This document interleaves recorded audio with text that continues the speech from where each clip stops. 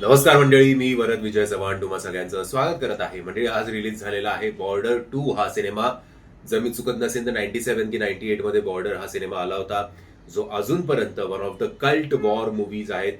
म्हणजे तो असेल किंवा लक्ष असेल, हे सिनेमे आपण विसरू शकत नाहीत. आणि प्रत्येक आता 26 तारीख आलीच आहे जवळ, 26 जानेवारीला आणि 15 ऑगस्टला हे सिनेमे आपण कधी ना कधी नक्कीच बघतो.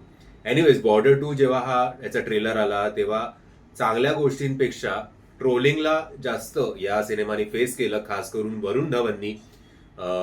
वरुण धवन असेल, सनी देओलचं सतत ते ओरडणं असेल, ते ट्रेलर बघून किंवा VFX CGI या सगळ्या गोष्टी असतील. सो मला असं वाटलं होतं की हा सिनेमा तोंडावर आपटणार आहे बहुतेक. बट जेव्हा मी हा सिनेमा बघून आलो, भलेही तो 3.5 तासाचा हा सिनेमा आहे ऑलमोस्ट, बट आता वॉर मूवीकडनं तुम्ही तेवढं एक्सपेक्ट करू शकता की हा 3-3.25 तासाचा सिनेमा होणारच आहे. ते कधीही बेटर असतं. प्रभास बिभास यांच्या मूवीपेक्षा जे 3.5-4 तासाचे असतात त्याच्यापेक्षा वॉर बेस्ड मूवी जे आहेत ते बघायला जास्त मजा येते, मग त्याची लेंथ कितीही का असेल. आता गोष्ट आहे 1971 ला झालेल्या भारत आणि पाकिस्तान युद्धावर आधारित आहे ही गोष्ट, जिकडे आपल्याला फक्त आर्मी नाही तर नेव्ही आणि एअरफोर्सची सुद्धा मदत लागणार आहे. जे थोडंफार 97च्या मूवीमध्ये सुद्धा होतं, पण तिकडे आर्मी आणि एअरफोर्स एकत्र आले होते. यावेळेला आपले तीनही फ्रंटवर भारताला वाचवण्यासाठी युद्धभूमीवर उतरणार आहे.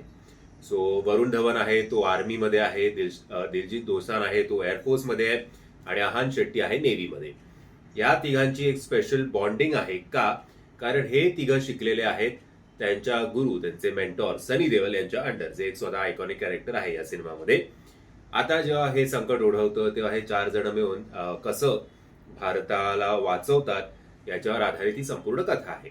आता त्याचा परिणाम काय झाला हे सगळ्यांना आपल्याला माहितीच आहे. रिझल्ट काय होता म्हणजे तो ते काय नव्याने सांगायची गरज नाहीये.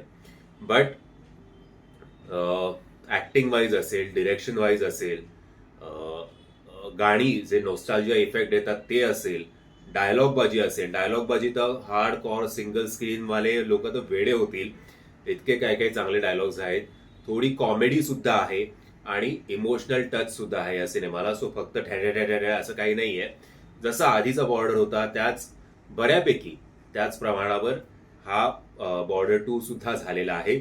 आता तुम्हाला वरुण धवनची ऍक्टिंग किती आवडेल का नाही माहिती नाही, पण मला तरी खटकला तरी नाही तो एवढंच आहे ते.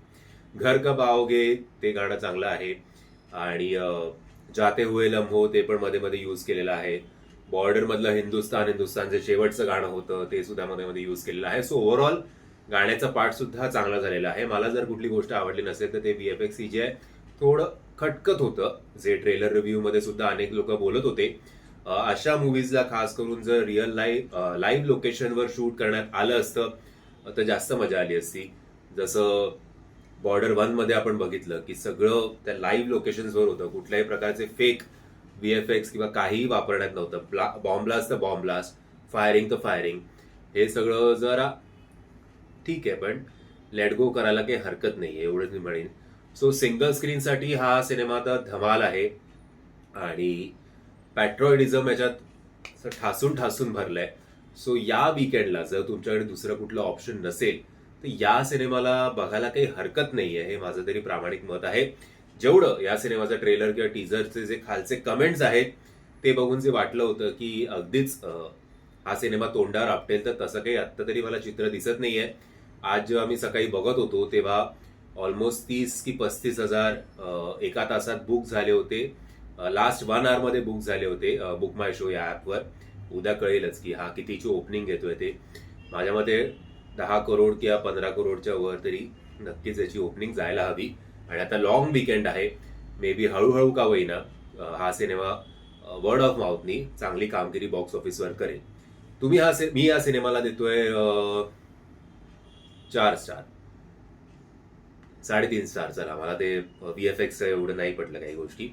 तुम्ही हा सिनेमा बघितला आहेत की नाही? जर बघितला असेल तर माझ्या मताशी तुम्ही सहमत आहात की असहमत आहात हे कमेंटच्या माध्यमातून कळवा. व्हिडिओ आवडला असेल तर लाईक, शेअर आणि चॅनलला सबस्क्राईब करायला विसरू नका. जय हिंद, जय महाराष्ट्र.